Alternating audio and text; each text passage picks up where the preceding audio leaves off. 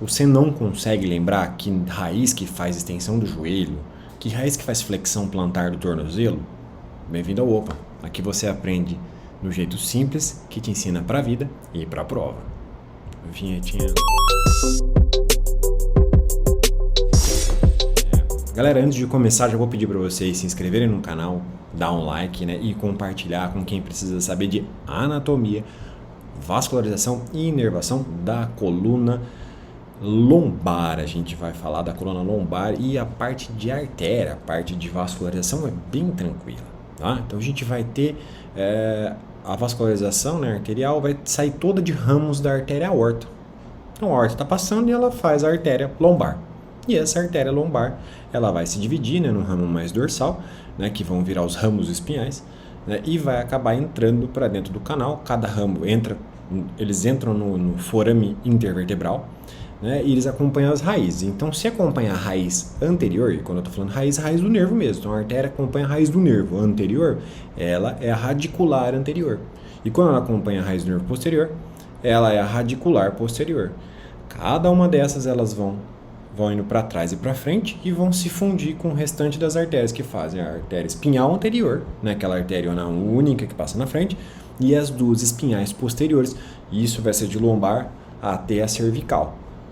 Tranquilo, e é só isso. Então, artérias, a gente tem a artéria lombar, que vai fazer essa irrigação, né, que é ramo direto da aorta.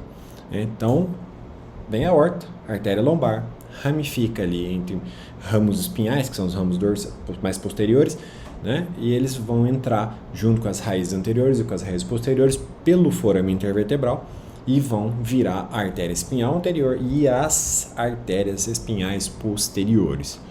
Tranquilo. Quando a gente fala de inervação, a gente tem que falar do plexo lombosacro.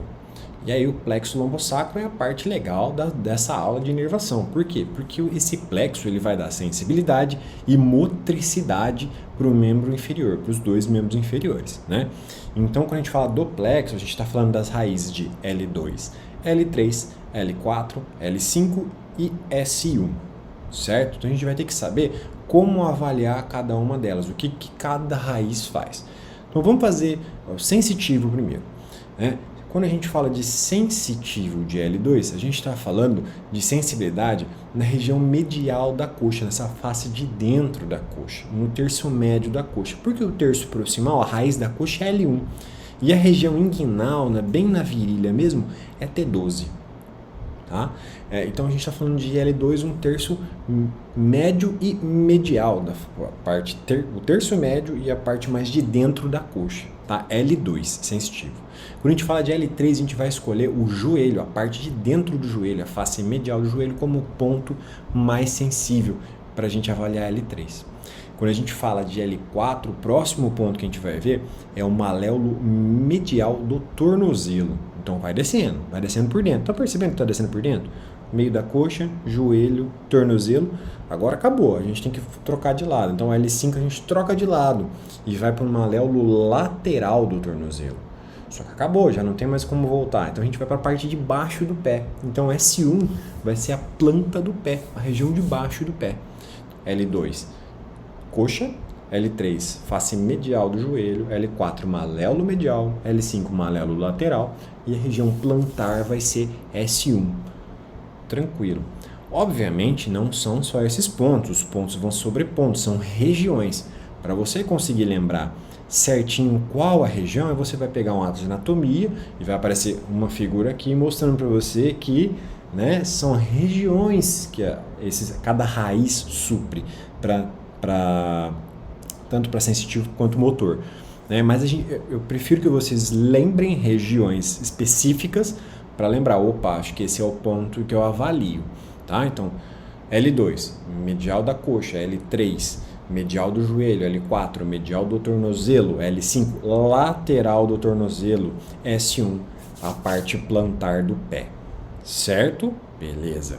E enquanto ao motor, a motricidade, o movimento, L2 vai fazer a flexão da coxa. Quando a gente fala flexão da coxa, a gente está falando do músculo ilio-psoas, que é o músculo lá da parede posterior do abdômen, que vem correndo, que é o psoas maior, se encontra com o ilíaco, que é o músculo da pelve, fazem um tendão conjunto que chama ilio-psoas e vão lá no trocânter menor do fêmur para fazer isso aqui com o fêmur, faz flexão da coxa via L2, certo? L3 a gente vai para a próxima articulação, joelho.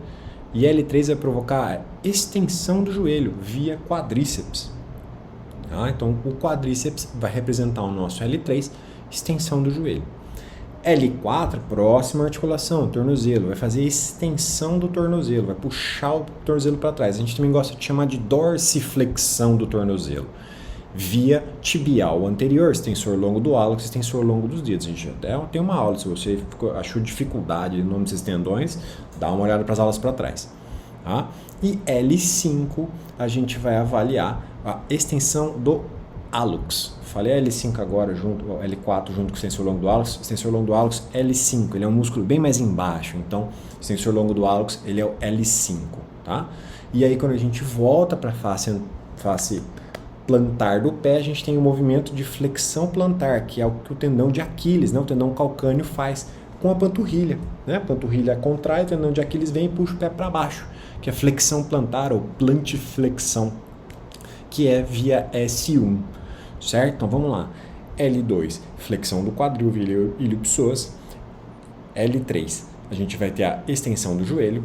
L4, a gente tem a extensão do tornozelo com o tibial anterior.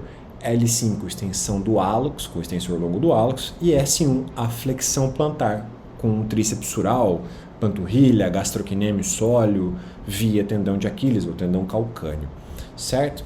É tranquilo. A única coisa que a gente esqueceu aí é de testar reflexos, né? Então a gente vai ter uma aula falando como que funciona esse reflexo mais para frente, mas a gente testa reflexo, principalmente o patelar e o reflexo aquileu. O reflexo patelar a gente vai fazer um pequeno golpe no tendão patelar, quando o joelho dobrado, espera que ele faça o reflexo de estender o joelho. Todo mundo já fez isso daí, né? Mas tem que tomar cuidado. Por quê? Vamos voltar um pouquinho. L2, flexão no quadril. L3, extensão do joelho. Mas o patelar, ele não testa L3, ele testa L4.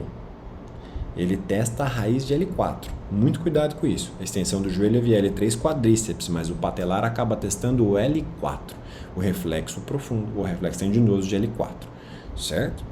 E o tendão aquileu, a gente vai colocar o pé em dorsiflexão e bater no tendão de Aquiles devagarzinho, vai dar um golpe com um martelinho, né, de exame, e o paciente vai fazer uma flexão plantar rápida, que é o reflexo de S1. Então, os reflexos que nós procuramos são L4 e S1, embora a motricidade seja de L2 até S1.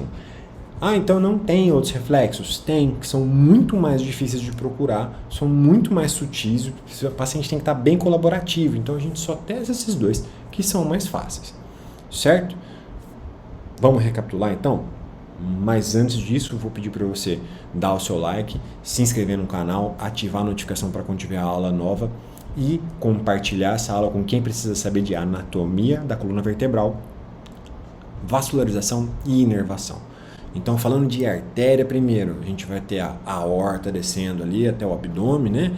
E aí ela manda as artérias lombares. As artérias lombares vão se dividir, né? E aí os ramos mais posteriores vão entrar ali com as raízes, né? A raiz anterior e a raiz posterior dos nervos, né? Que estão saindo pelo... Os nervos estão saindo e as artérias estão entrando. Então, com a raiz anterior entra a radicular anterior, com a raiz posterior entra a radicular posterior. A radicular anterior se anastomosa, se junta com a espinhal anterior, que é uma artéria única, e a radicular posterior se junta com as espinhais posteriores, que são uma artéria em dupla, né? São duas artérias na região posterior da coluna. E é só isso. Quando a gente fala da inervação, a gente está falando do plexo lombosacro, né? Que vai ser de L2, L3, L4, L5 e S1.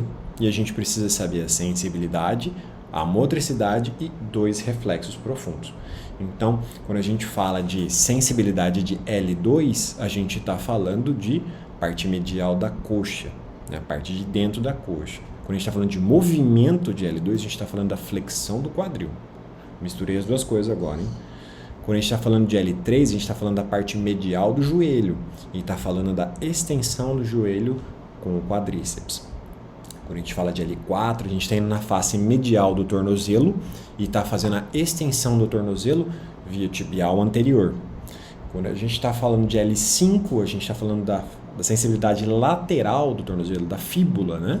E a gente está fazendo a extensão do hálux, via extensor longo do hálux. E quando a gente fala de S1, a sensibilidade está plantar, né?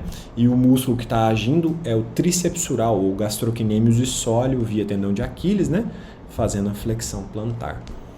Reflexos que a gente procura, L4, que é o patelar, cuidado não é L3, é L4, e o aquileu, que é S1, certo? Super tranquilo. Se você segmentar bem essas coisas na sua cabeça, fica tranquilo de entender. Certo? Eu vou pedir para você dar o seu like, se inscrever no canal, ativar a notificação para quando tiver a aula nova e compartilhar essa aula com quem precisa saber de anatomia da coluna vertebral, vascularização e inervação. Até a próxima.